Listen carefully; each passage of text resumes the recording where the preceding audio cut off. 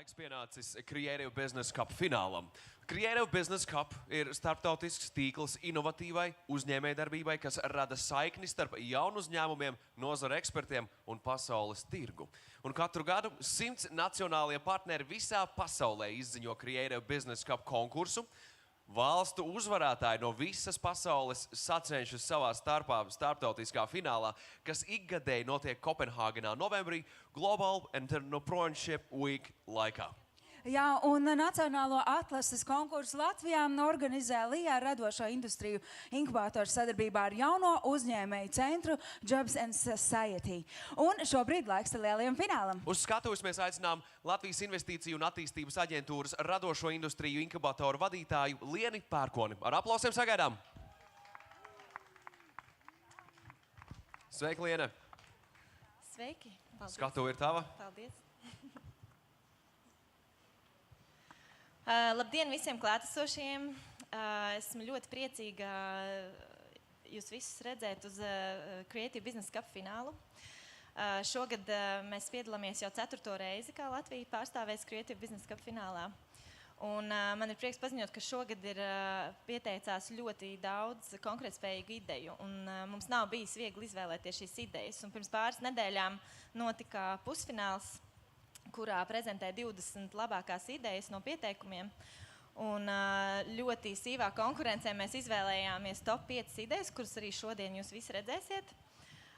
Katram no finālistiem tiek dotas striktas 5 minūtes, kuru laikā viņi tā saukt nopičos savas idejas. Un rūpīgi izraudzītā žūrija tad izvēlēsies uzvarētāju, kurš tad rezultātā pārstāvēs Latviju Kopenhāgenā Creative Business Cup finālā. Es vēlētos pateikt ļoti lielu paldies mūsu atbalstītājiem un līdzorganizatoriem, kā Līva radošo industriju inkubātors, kultūras ministrijai, jauno uzņēmēju centram, tāpat Dānijas kultūras institūtam un Ziemeļvalstu ministru padomei. Un tāpat ļoti liels paldies tiek veltīts PINS organizācijai, kas šogad mums ir atvēlējuši 2 aviobiļetes, kas nozīmē, ka mēs uz Dāniju varēsim aizvest ne tikai uzvarētāju, bet pirmo 3 vietu ieguvējus, kas viņiem dos ļoti lielisku iespēju tīkloties, potenciāli piesaistīt investīcijas un parādīt savas idejas visai pasaulē, principā. Tagad es gribētu aicināt uz skatuvi Creative Business Cup dibinātāju Rasmusu Tscherningu, kurš ir speciāli ielidojis Latvijā, lai piedalītos šo ideju izvērtēšanā. Un uzreiz brīdinu, ka turpmākais šis fināls norisināsies angļu valodā, jo mēs gribējām radīt tādus apstākļus finālistiem, kādi būs Kopenhāgenā finālā. Okay, Rasmus, I welcome you on the stage.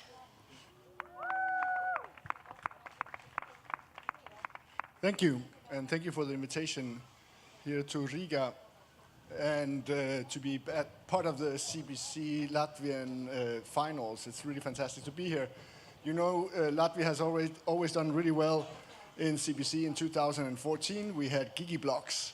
Ending up in top 2, number 2, I think, and it was really a great experience. We have Ilona Viluma, that was part of Big Gigi Blocks back in 2014. But let me tell you a bit about CBC and why we do it.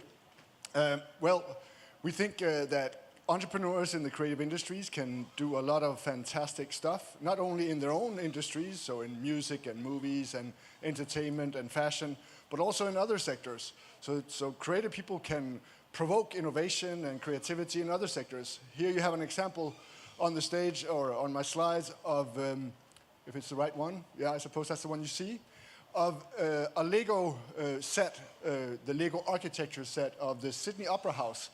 The Sydney Opera House is by a Danish architect.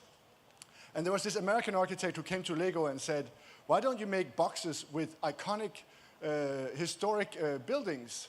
And Lego said to the American architect, no, we're a kids' toys company. We do stuff for kids, not for adults. And then this American architect, he went home and did his own boxes. He bought the Lego bricks and started selling his own Lego architecture boxes. And then finally, Lego realized that this is actually an interesting new business, and it's one of their newest business. Just an example of how a creative company like Lego, with 3,000 creatives employed, still need input from outside to be able to think outside their own Lego boxes in creating such a thing like this. So I think it's a really good example of how you can contribute to innovation and growth and exports and jobs in all kinds of sectors, not just in the creative industries. But what do we talk about when we talk about the cultural and creative industries? There are some defined sectors, some really well-defined creative sectors. I shall not list them up. But what, of course, makes it difficult is this spillover to other sectors, you know. What is Ilona making and Gigiblocks? Is it entertainment? Is it fun? Is it something where you can actually construct something temporary? Is it education for kids on how to perceive space? There are lots of different applications to a single creative entity. So definitions about the creative industries, it will never end. It will never end, and it shouldn't, because then we have stopped being innovative. I think when you look at sports, are football players creatives? Maybe, maybe not. But everything around the sport certainly is the gaming, the fashion, the media around it. Food, cooking. You could say that your local pizzeria, he's not a creative person. But I'm sure that many of you, when you choose a restaurant, when you go somewhere, it's not because you're hungry. It's because you want to be entertained, provoked, or suddenly remember something from your childhood. So I also think, for example, it depends on the function of a creative company. This is also a good example. To get to Oslo, you can fly, or you can drive, or you can take the bus or the train, or you can take the ferry. And lots of people take the ferry. I've done it many times, but you have to be really, really stupid to take the ferry if you want to get to Oslo, because it's both cheaper and faster to fly or drive. But lots of people do it. So this ferry to Oslo is not in the transportation business. It's not in the transportation sector. It's in the entertainment sector. You take the ferry because you want to have a good time, not because you want to get there fast or cheaply. There we go. So what makes a hit? What makes a difference? That's really difficult, and that's what we're going to try and see here today. The judges at the CBC Latvia finals. We're going to try and find out not only what is a good business, so do they have a market, do they know how to build their business, do they have the right team, do they have the right financial capacities and all that, but also are they creative? Can they think outside the box? Have they come up with something new and innovative? And that can be difficult. It's difficult to know what makes a hit. When I teach American students, no matter what the age, every single American have seen The Wizard of Oz. And I don't know why. I've seen it when I was a child, but why is it that every American have seen The Wizard of Oz? There's so many great American movies, but why that one? And I think we could ask ourselves, why is it that certain things, certain creative products will actually travel the world? We have all danced the Gangnam Style. Well, some of us have danced or tried to dance the Gangnam Style. We don't understand what they're singing about. We don't understand the lyrics, but we do it. And so many people have danced the Gangnam Style with no understanding of what the hell it is, except the Japanese. I once did a presentation like this in Japan, and no Japanese people have danced the Gangnam Style. Something culturally and something about, probably if Sweden came up with a very creative dance, no Danes would dance it either. So I think this is also an expression of how there's certain products and services in the creatives that travel across not only borders and nations, but also across time. Why is it that certain cultural products and services will still touch us, will still make us cry or laugh or make us feel something? I don't think milk can do that, or Coca-Cola, or something more a humdrum product. Creative products can really move people and make people go in a different direction or start revolutions. And one of it, I think, is partly because in the creative industries we work with other kinds of elements than functionality and price and quality. It can be really a high price, bad function, and low quality if it touches you in a different way. I think surface is actually quite important. We always say that content is king, what is inside that counts. But it's not really true.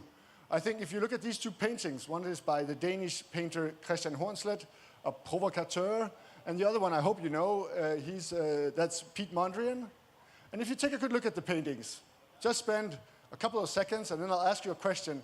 And I know that you will instantly know the answer. Before your brain knows the answer, your gut will know the answer. Okay, my question is, if these were airlines, who would you fly with? And you all instantly know that you want to fly with Pete Mondrian.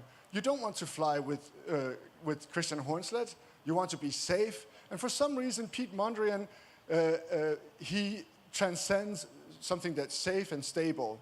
If you wanted to have a good time, you might want to choose Christian Hornslet. So what I'm saying is that colors, design, surface, the superficial, essentially, will also guide consumers in a certain direction, just as smells and tastes, sounds, etc. will be part of making lasting impact on people. And of course, doing something together with other people also is something that will enhance your experience. That's why I think also DigiBlocks is onto something, because you can build these elements together with other kids and adults. So why did we do CBC, Creative Business Cup? We started it in 2012 as an international competition, and now we're above, some 60 countries have signed that they will come in November. So whoever we find as a winner here today will be up against at least 59 other countries. We have 20 countries that are still pending to sign. Saudi Arabia hasn't signed yet, but they will come. So there's probably some 70, maybe 80 countries that will compete in November. But it's not the only important thing to win. That sounds like a what do you call it, something you always say. When you come to CBC, you also will meet investors. You will meet large companies like IKEA and Lego and others. You will network with other creative startups from around the world. Maybe you want to have some Russian or Danish or South African contacts. You can get that at Creative Business Cup as well. So what we're doing with CBC, we're trying to help creative startups with some of the problems that they have. One of them is access to finance, so there will be lots of investors. Another one is building their business. It's difficult to build a business in the creative industries because you don't know what you're producing really, and you don't know really what demand will be. That's quite different than milk. You know when you have a cow that it will produce milk, and you know some people will drink that milk. You don't know if you make a record album or a new clothing collection, whether you don't know before you make it how it will be. Steven Spielberg doesn't know how Nicole Kidman will actually play in the movie, so he doesn't exactly know how it will be, and he doesn't know how people will react to his movies before it's actually out there. That's very, very different from many, many other industries. So that's why we do an extra attention on the whole business development of the creative industries. So I've been chair of some EU boards and EU councils on the creative industries and access to finance, building business, and internationalization. You guys are much more international oriented than the rest of the Latvian economy. So that's why it's also important for you to go abroad and find customers and investors elsewhere. So CBC is trying to answer those questions. We try to highlight and promote the creative startups. We try to tell the world, hey, this is not just fun and games, it's also serious business. It creates lots of jobs and exports. It can get communities together, so it also has some non-market values. I'm talking a lot about the market values, but many of the non-market values, such as identity building and community and feeling part of something, is also, and creating meaning for people, is also a big part of the creative industries. So that's what we're trying to achieve with CBC. It's a foundation, a commercial foundation that is where we don't have any shareholders. I'm not the owner, I'm the founder, but it's owned by itself, the foundation, and we spend all the money on startups and creative startups around the world. We would try and see if we can help some of the startups in Cuba to come out of Cuba, and we're also going to try and help some of those in Myanmar, elsewhere, to actually go out and build their business. So who we are, I partly told you that already. We're a global network of great people like yourself that try to promote the same agenda, the creative economy, innovation. A lot of it is also political. We might have Pussy Riot at CBC this year, and we are linking Pussy Riot with not the fact that they you know, what they've been doing in Russia, but the fact that they have a Kickstarter campaign, that they're actually fundraising on Kickstarter, I think that's really great. They also have a political statement. And what I'm trying to do, if you guys are knitters, I'm trying to get 650 pink pussy hats knitted for CBC. You know also the pink pussy hats were a part of the anti-Trump demonstration. A creative product, a knitted creative product that has a political statement as well. I think that's important to recognize. There's also that part of the creative industries, that they are markers sometimes of something that's political and anti-establishment. Oops, I have to speed forward here. So I'm going to speed forward because I also want to show you a short video of what you can expect when you get to CBC. So there will be a great jury. I'm getting it all together now. Soon we will start announcing the jury and the speakers. There will be, most of our national partners have been invited, so when you come to CBC, all of you are, of course, welcome to come. There will be representatives from these 60 countries, not only the startups, but also entrepreneurship organizations like your own from all over the world. There will be commercial partners from IKEA to Lego to Carlsberg, providing the drinks. And this is how you can get hold of me. So this is a little speed talk on CBC. I will be around, I will be in the jury. Get hold of me while I'm here. And now I think I should let a creative product speak for itself. A video, a short video, 3.5 minutes on what CBC is. Thank you for your attention. So, see you later.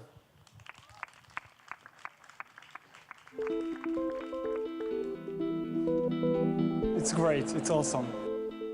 It's amazing. An experience I will never forget. This is about a good idea that also creates value. You're literally taking a blank canvas and saying, I'm going to paint the future.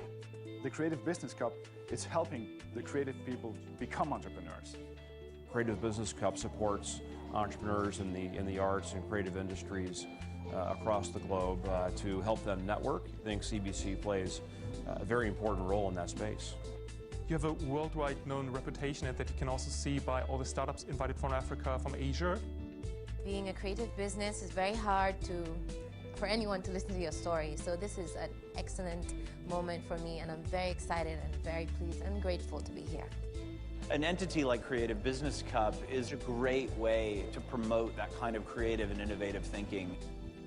The creative industries need this kind of stage to get their pioneers and entrepreneurs up and running.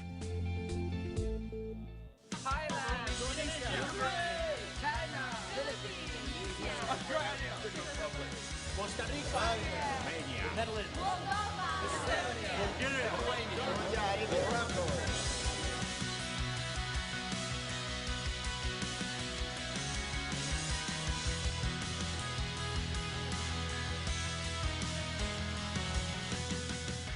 I look forward to the final. I've been involved in the jury. I think there's some really, really good companies that are going to get into that final 5. Creative Business Cup has the opportunity to connect people in a really wonderful way, whether it's potential investors or the entrepreneurs themselves coming here and finding potential customers amongst the entrepreneurs.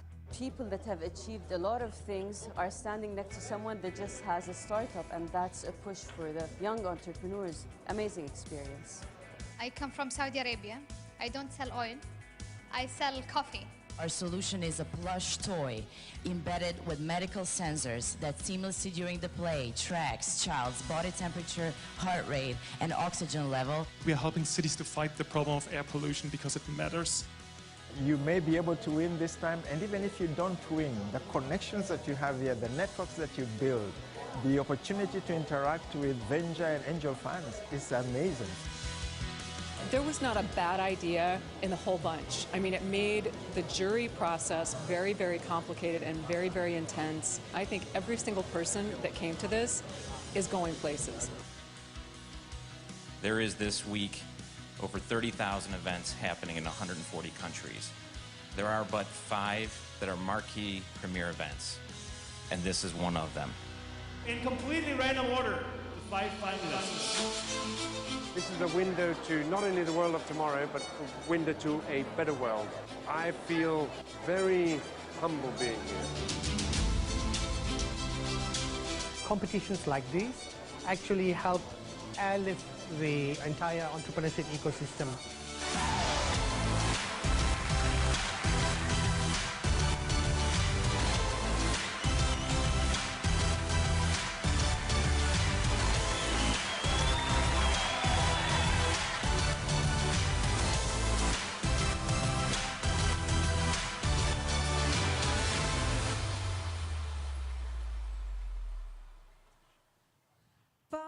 Paldies vēlreiz Rasmusam par iedvesmojošo runu, bet nu gan laiks iepazīties ar pašiem Creative Business Cup finālistiem. Un kā pirmo ar aplausiem uzmundrinot aicinām šeit uz skatuves Anatomy Next. Please, lūdzu.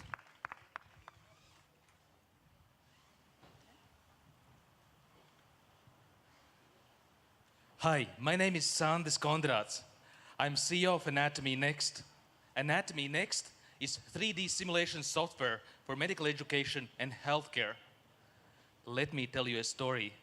A few years ago at University of Stanford, a neurosurgical professor and a student were performing an operation for removing a cancer, and suddenly a student asked, "What happens if we cut here 2 millimeters deeper?" And the professor answered, "Well, the person is going to get blind." A few minutes later, student asked again, "Hey, what happens if I cut here 2 millimeters deeper?" And the professor answered, "Well, the person is going to get paralyzed." Student asked, "How do you know that?" Professor answered, "Well, I've done this myself." This is why we are building a 3D simulation software for medical education and healthcare. It's like a flight simulator, but for the human body. This is where neurosurgical students will be able to make mistakes in virtual reality rather than making mistakes in reality. We have already 15,000 visitors, medical students, in 4 years since we launched our MVP. From 800 universities visited our website and tried our product. We have already made 500,000 with medical and anatomy tools in 3 years, raised 500,000 in angel round, and already have 7 pilot programs and 3 already converting into paying customers. 50 medical schools are in the process with trying and going to become our clients. University of Washington, one of the best medical schools in the United States, is our first pilot customer and converting into paying customer. University of Latvia, Līva Stūrmane University, and University of Stanford, we are in process of building a relationship where we are going to help with the medical education worldwide. I went to University of California, Los Angeles, and I showed what we have. And Professor Ron Benari, he said, "He's seen everything. He's seen a lot, but what we've developed, this is the best." Our target market is North America, $800 million. Total addressable market is $1.6 billion globally for medical simulation. We are targeting a first-year students, 200,000 medical students in United States, approximately 300,000 in Europe. We are working with the best minds and already have partnership deals with US Army to help build a medical simulator as well as simulation software for helping 4th and 5th year students. We've tried University of Washington, the medical neuroanatomy class, and already having a 3 times better results as with the normal education systems. On mobile and desktop and all other devices, it's available, and so this is the way to help this generation of new medical students. Our content is the best in the market with most accurate medically and scientifically accurate models. Our competitors has medical errors and built an obsolete medical data. 5 years already I've been working with my co-founders on this project. We have medical professors, students, software engineers, sales and marketing experts on our team.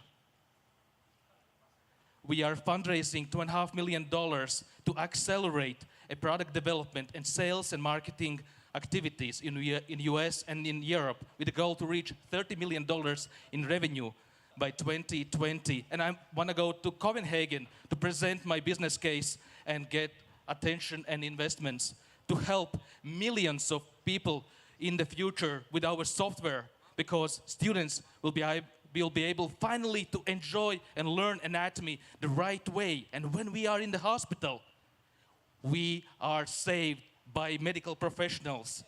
Thank you very much. Sandis Kondrats, Anatomy Next. Go Glib. Go Global. Paldies! Viens no Creative Business Cup finālistiem Anatomy Next. Paldies! Paldies visiem! Un šobrīd ir laiks žūrijai jautājumiem. Any questions from the jury? We have 2 minutes exactly. So you mentioned competitors who are not so good as you. Once there will appear better competitors, how you gonna deal with that? How you gonna protect your product? Yeah, our code is protected. We have a methodology behind the code, and we are building this on the latest medical data. And we have access to the best medical professionals here in Latvia. It's not possible in the United States. I've done it, I've seen it. Our product is going to succeed big time. Okay, Rasmus? It's not so much a question as I think the flight simulator for the body is a really good tagline that you should stick to and repeat a couple of times. And also maybe not focus so much on the brain, but the whole body is a complex thing to investigate and to learn. So really good product. Thanks so much, Davis. How long does it take to onboard one university? What is that, from the first meeting to the paying customer? 4 months. It's what I've experienced, and this is happening. Have time for one more question. How you gonna reach your customers? Through industry conferences. This is what we've done already. Very effective. Okay, and maybe one more. What about the Nordic market? You mentioned US, but the Nordic is also very open for such a new innovations. Yes, we will go into Nordic market as well, starting US, West Coast, moving to East Coast, hitting UK, Nordic, getting into the Central Europe and Asia. Thanks so much. That's all from the jury. Thank you. Paldies, paldies. Pirmais Creative Business Cup finālists Anatomy Next. Un laiks iepazīties ar nākamo finālistu Be With. Hello everyone. I'm Anna from Be With, and we are creating meaningful gifts that boost relationships. When I was 8 years old, my parents got divorced. And coping with this loss, I grew a dream that I would build a family that would live happily ever after. However, 6 years into our marriage, we had a crisis year. And I felt like I was losing my biggest dream. And naturally, I went into research on what makes a happy relationship and happy life. According to the 75-year-long study on human happiness done by Harvard, the single most important factor influencing our happiness, health, and wealth are our closest relationships. So this means it's not just important for me, it's important for everyone out there. And this is where the idea for our product came from. It came from the fact that I found out that physical contact that releases the bonding hormone oxytocin and builds trust is the most important factor for closeness. And our idea are clothing that have secret passages that allow skin-on-skin touches. We've been working on this idea for 2 years now, and I can safely say that there's no such a product in this world. It's a completely innovative idea. You might think, what's in it? It's just clothing with holes. But there's much more behind it. You see, we are not in the fashion business. We are in the relationship business. And it's the philosophy behind it that matters. The philosophy of a product that is functional, but at the same time very emotional. It's an everyday reminder of the importance of touches. And it allows performing them, even in public. And no one will know that. 80% of our sales are a gift to someone loved. And gifts from our shop have already traveled to US, UK, France, Italy, and over the Baltics. And we've reached almost 10,000 euros in revenue in the first months. But this is just the beginning, because you see, the gift market is a $1 billion market. And there's little competition for us right now, because we are fulfilling the need for a unique and creative, but at the same time, meaningful and practical gift that lasts. Our designs are minimal and elegant with an edge, and we only use very pleasant to touch, soft, natural, and breathing materials. And we have tested them all. Our first product line consists of 2 main design variations: casual wear and smart wear for women. We tested over 30 different prototypes before launching the product, and the ones that have survived our tests are pending sample registration. But we have numerous other products in prototyping. For example, maternity wear, where you can get closer to the baby.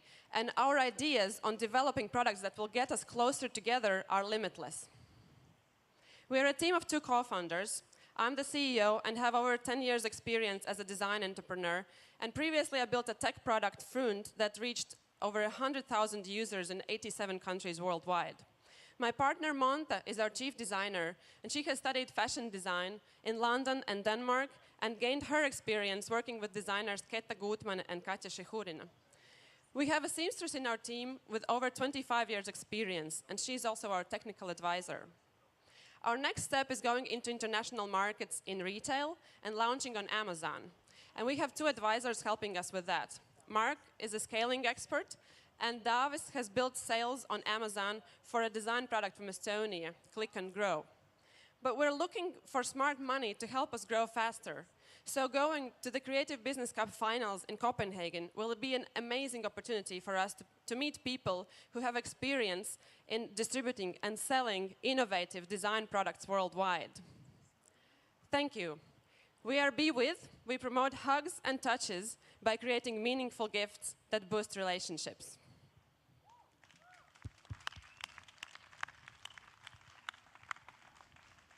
Thanks so much, Anna. Rasmus? That is really a unique and fine product you have there. Of course, the question that you will ask yourself, what if you wear it in the crowded metro in Tokyo or New York? Do you close the access? Yes, we actually have, for one of the designs, we have a snap button on the back that you can open or close. But my experience with this is that for 2 years I've been wearing these products myself, and my friends have been wearing them. And actually people who are not connected to you, who don't feel as close to you, they would never actually access you through there. It's just not in our culture as human beings. Thank you, Anna, for a great presentation. Your product is more goes to the now, which is trend, but which is very much needed, digital detox, something like that. But still, knowing that you are in a tech business as well, do you have some idea how to use our new technologies for your whatever, sales, marketing, or maybe designing new products? Any idea?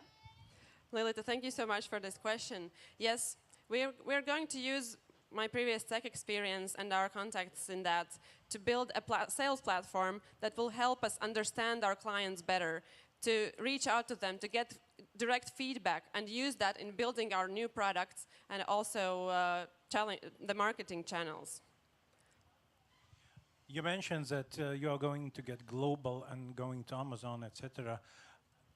World is so different with different cultures. Do you have any options to tailor your products depending on which markets you are going to, culture-wise? Yes, definitely. That is something that we are working on, and we already have feedback about that. So one thing is that we need different materials. For the northern countries, we need more warmer ones, and for the southern countries, we need more breathing ones. So and then there's the design difference. So for example, in California, probably the designs that would be successful would be a bit different than in I don't know, say Norway. So we're definitely going to go into these directions. We're just starting now with the first line, but we're definitely going to develop in other directions for other cultures as well. Thanks so much. Thank you. Paldies! Vēl viens no Creative Business Cup finālistiem bija Vid. Bet mēs ejam tālāk un turpinām ar vēl kādu finālistu, un šoreiz Hackmotion. Please, welcome, lūdzu. Ar aplausiem sagaidām nākamo finālistu.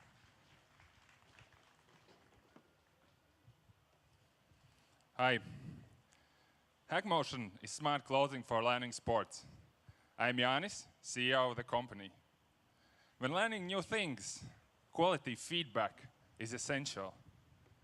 Unfortunately, in many sports, we still rely on some basic data and subjective input from the trainer. But human body is a very complex system, and even tiny changes in your movements can make all the difference in deciding who is going to be the winner. And this is where Hackmotion comes in.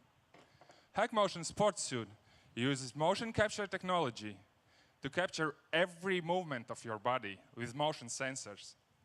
Then movements are analyzed in real time by software. And instant feedback is provided to you, either in the form of perfect 3D animations of your movements, or easy to understand graphs, or even coaching audio in your headphones. We have tested our prototype in several sports, in snowboarding, horseback riding, golf, and even skydiving in vertical wind tunnels. But after the tests with United Kingdom's national team, we have decided to build our first product for competitive target shooting. The sport is hungry for our data. The product requires less complexity. They need only tracking of the part of the body. Also, the system doesn't have to operate in harsh environments. And for all these reasons, we are able to aim for early entry in the market, which is planned at the end of this year. Furthermore, for this project, we have teamed up with another company, Trace Shooting, which already serves the market with a simpler system, which only provides tracking of the sports pistol with cameras. In this collaboration, Hackmotion is doing the hardware development and manufacturing part. Trace Shooting is doing sales and marketing using their existing channels through online sales and sports shooting events. Currently, the market is served either by expensive sports labs that can provide human body motion tracking that few athletes can afford, or simpler systems which only provide tracking of the sports pistol with either its acceleration or movement trajectory. We are able to combine all these three and provide a system within a reasonably affordable price. For these reasons, we have started patent application process to secure our rights in United States and European markets. Hackmotion was founded less than a year ago, and we have graduated 2 accelerator programs already, Build It in Estonia and Startup Sauna in Finland. You have also been able to secure several grants. Our team holds a PhD related to motion sensors, and also we have built businesses before. At the end of the year, we are looking for an early €100,000 investment that will help us develop the product for the next sport. Currently, golf is our main candidate, where we are running customer validation tests and testing our prototypes with golf coaches. I am Jānis from Hackmotion. Thank you. Thank you, Jānis, so much. Yes, questions? Thank you. In the case of competitive shooting, who pays for your product? Is it the shooter, is it the trainer, or a school? It's trainers, mostly, and this could be some also individuals who are very keen to learn better. sports, it's not only the question about physics and motion, it's a question about mental readiness and the mental ability to perform. So is there any option how could you join those two and benefit from synergies that you might have if you join subjective trainer's opinion and very technical algorithms of your product? Of course, we are able to do that probably in the future. So as we already have the interface with someone who is learning, then we can also provide additional data and additional feedback to motivate the person to persevere. I just wonder, would it be possible for the motion capture technology also to give instant feedback? For example, if you do your golf swing, that as soon as you feel that you're too far back or whatever, that it will, you know, buzz or whatever? Or is it that you have to afterwards go into and see a video of it? Is it more that way, or can it actually give you right away like a buzz or a sting or something? Yeah, when starting to work on this project, actually the first sport we tackled was snowboarding, because we are snowboarders in the team ourselves. And what we built there, actually, our prototype talked to you in your headphones, and it done it instantly. So this winter we were going down the mountain, and once we are not deep enough in our knees in the turn, then we would hear in the headphones the feedback from our suit. How do you evaluate size of your market and how you're going to reach it? So the first step, currently target shooting is not the largest market in the world, though there are around 20 million people who are in this sport. Of course, we can only tackle the part of it because there are many disciplines and we need to go step by step. But our big vision is not target shooting. We see ourselves as a provider of the sports training suit for many different sports in the future. Thanks so much. Thank you. Hack Motion, viens no Creative Business Cup finālistiem. Paldies, thank you. Laiks nākamajam finālistam un ar aplausiem sagaidām šeit uz skatuves Overlī pārstāvi. Lūdzu. Paldies. Tā, sveiki, mani sauc Ainārs. Hi, my name is Ainārs, and I'm a co-founder of a company called Overlī. So, we are the first and only company in Baltics that's focusing on augmented reality. And we are really deep into this. We have been doing this for 4 years. Augmented reality is technology that teaches digital camera to recognize physical things around us and put the digital content on top of it. Here's a small demonstration of what we have done so far.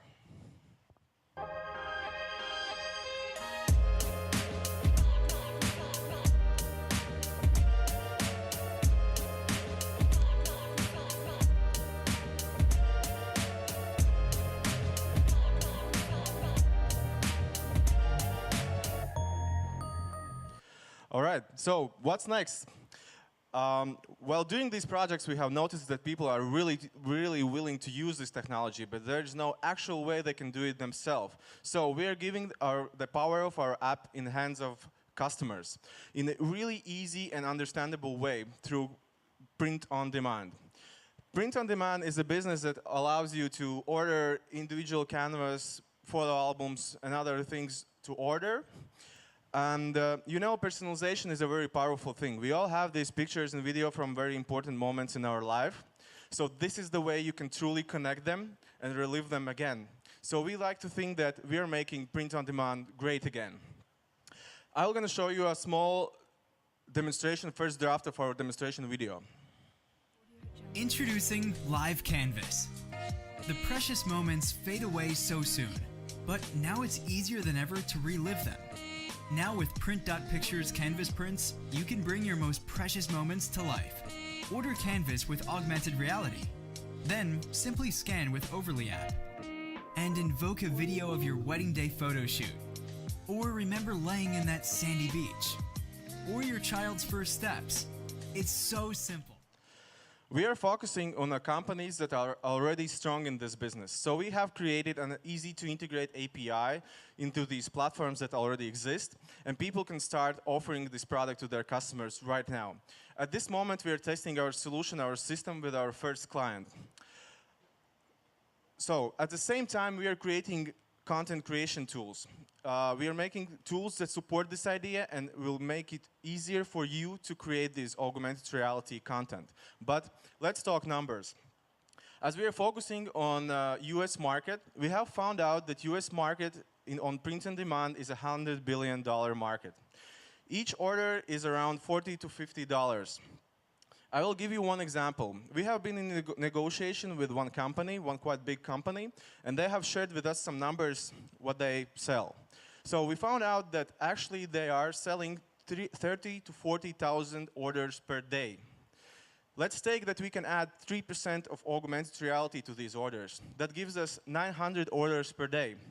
Customers will be paying for, not customers, but our clients will be paying for each augmentation 3 to 7 euros. That gives us 6,300 euros turnover per day, or 189,000 euros turnover per month. And that is only one company. So we see quite good business opportunity here, but we have to be fast, because while no one else is here. Thank you very much. Thank you so much. Questions? You said you want to conquer the US. Why not something as simple as Denmark? 5 million people. We also use print on demand. Sweden, Norway, France, Germany, UK. There are two reasons. First reason is that it's the biggest market right now for print on demand. At the same time, we already have, as I said, we are in negotiation with US companies. And we have first client also from US, so that's, I think, would be very logical if we just go straight there. Okay. Simon? What kind of competing products are there? Because this seems as a comparatively simple thing. Are there others around who do similar stuff? That's the funny thing. We thought the same. Why there is no one else doing this? While we were researching, at least we don't know anyone who is doing this. But as we have this technology already ready and we have everything working now, it's very easy for us to adjust it to this solution. So yeah, but to answer your question, at this moment there is no competition we know that's doing exactly the same. Okay. Have you done some market research that makes you think that people will want your product? We haven't done any official market research, but we have some experience here and also in Europe, where we have given these gifts, or other people have given like postcards, wedding invitations, and we have seen people also getting into tears while watching this, because it's a very good experience, and it's actually all about experience. And that gives us a belief that there is a market for this. At the same time, there is a very big hype right now for the augmented reality. And these like print-on-demand companies, they need this change to be next step. Thanks so much. Thank you very much. Paldies, Overlī pārstāvim, paldies par šo te prezentāciju. Un nu gan Creative Business Cup pēdējais finālists, un ar aplausiem sagaidām solfeggio pārstāvi. Lūdzu.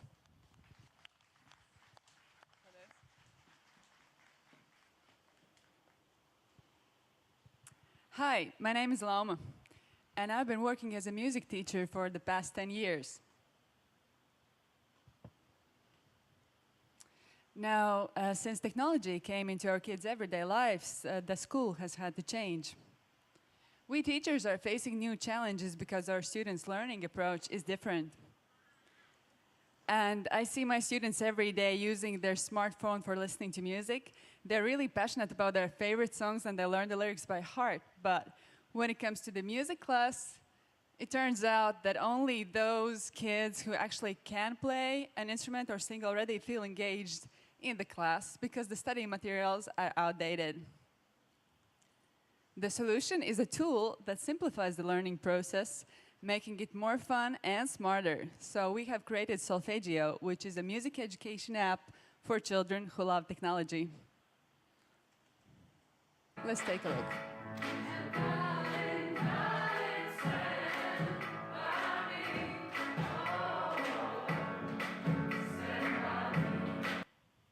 So what you need is an app, a projector and speakers, which is standard equipment in any music class I've visited. The rest is up to the teacher because you can use the app with as many instruments as you have or with no instruments at all, as the app will provide the necessary sound.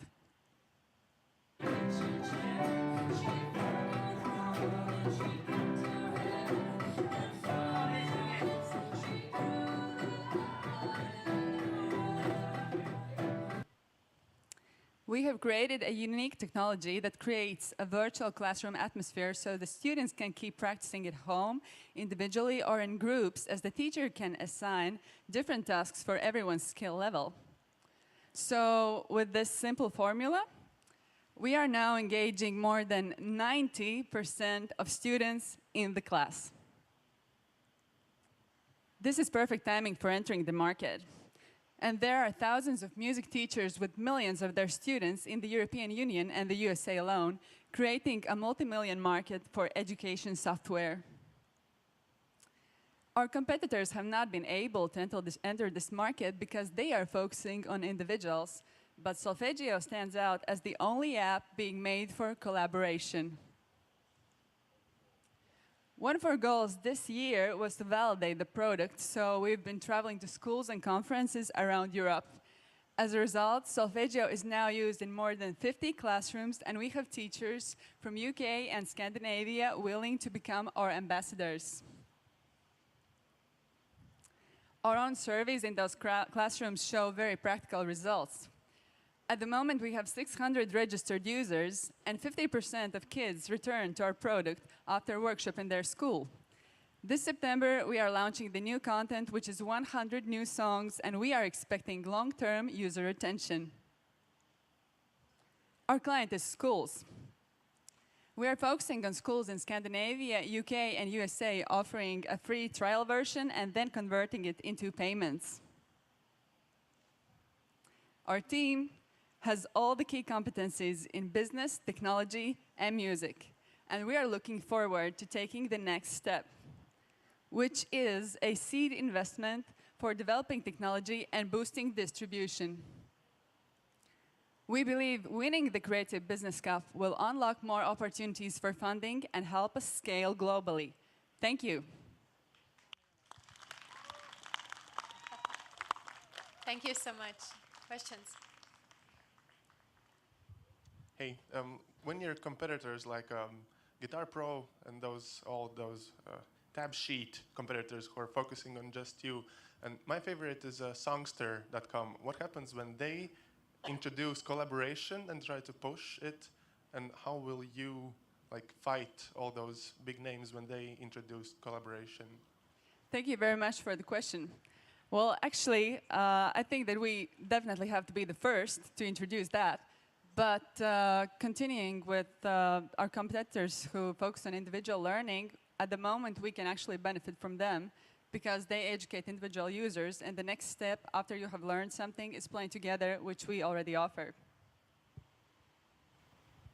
When competitors will appear on the market, then you have an option to develop different alternatives, tailor product. Do you have any strategy for that? How can you tailor, how can you make your product more specific? Thank you very much. That's a great question because I'm very passionate about music and education. So the thing about music education is that it's quite specific in every country. So it has actually taken years of practice to be able to deliver a content that is good for the countries we are targeting at. Thanks. Have time for one more? Then it's just again a small word of advice. The Chinese competitor last year, Poputar, for the first time China was actually in the top 3. They came second last year, and it was a guitar where you could learn to play the guitar in about 2 hours. And I think if you could, with them, go into the Chinese market, these are really great guys, then they will help you go in there. So I'll connect you with them after this. Thanks. Thank you very much. I'll be looking forward to that. Thanks so much. That's it. Thank you. Paldies Solfeggio, paldies visiem Creative Business Cup finālistiem, paldies arī žūrijas pārstāvjiem. Mēs